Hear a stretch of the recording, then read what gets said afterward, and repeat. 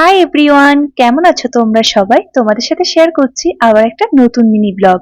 যেহেতু অনেকটা ট্রাভেল করে এসেছি তাই এখন খাচ্ছি কফি।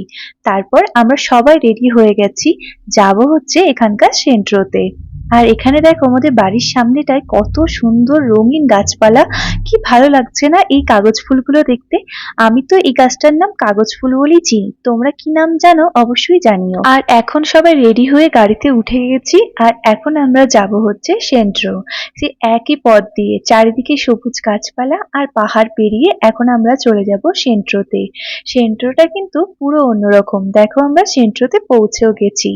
আর এখানে দেখো সব একই রকমের বাড়ি, তার সাথে কিন্তু প্রচুর দোকানপাটও আছে এখানে। আর প্রথমেই আমরা সেন্ট্রোতে এসেছি কারণ এখান থেকে কিছু কাঠ আর কয়লা তুলবো, রাতে যেহেতু বারবিকিউ হবে তার জন্য কাঠ আর কয়লার প্রয়োজন।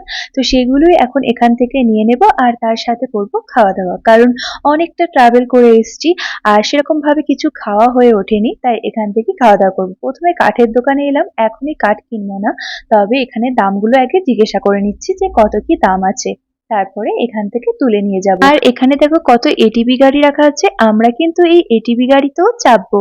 তো প্রথমেই চলে এসেছি রেস্টুরেন্টে, কারণ আগে খাওয়া দাওয়া করব, তারপরে আমাদের সব কাজ। মেক্সিকোতে যেহেতু চিকেন ট্যাকোস খুবই ফেমাস, তাই আমরা সবাই ডিসাইড করেছি যে আমরা চিকেন ট্যাকোস খাবো, তার জন্য এখানে চিকেন ট্যাকোস অর্ডার দেওয়া হচ্ছে। আর এখানে দেখো চিকেন ট্যাকোসের সাথে খাওয়ার জন্য কত ধরনের সস, সালসা, সালাড এগুলো রাখা আছে, তো সবগুলো এখন একটু একটু করে নিয়ে নিচ্ছি, কারণ এগুলো দিয়ে খেতে কিন্তু ট্যাকোসটা খুবই ভালো লাগে। আর তার সাথে ড্রিঙ্ক হিসেবে নেওয়া হয়েছিল হরচাঁদা, আর এই হরচাঁদাটা তৈরি হয় ভাত দিয়ে। তোমাদের ভিডিওটা কেমন লাগলো অবশ্যই কমেন্টে জানিও।